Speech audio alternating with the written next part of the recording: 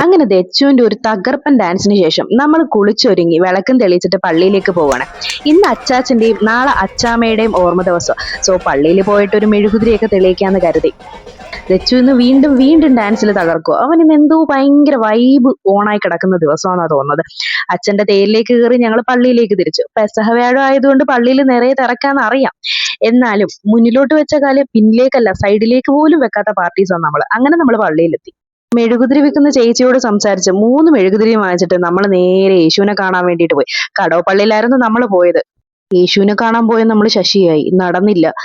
അവിടെ ഭയങ്കര പ്രാർത്ഥനയും തിരക്കും. പിന്നെ പുണ്യാളനോട് യേശുവിനോട് പറയാനുള്ള കാര്യങ്ങളൊക്കെ പറഞ്ഞു കൊടുത്തിട്ട് മെഴുകുതിരിയും കത്തിച്ച് പ്രാർത്ഥിച്ച് കുറച്ചു നേരം അവിടെ ഇവിടെയൊക്കെ തെണ്ടി തിരിഞ്ഞിട്ട് നമ്മൾ അവിടെ നിന്ന് ഇറങ്ങി.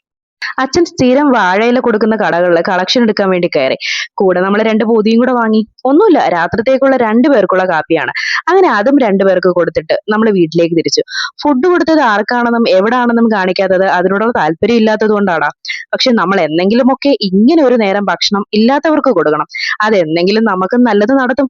പിന്നെ നമ്മൾ വീട്ടിലെത്തി, അമ്മ നടന്നു, കതക് തുറന്നു, ഡ്രസ്സ് മാറി, നൈറ്റിയിൽ കയറി.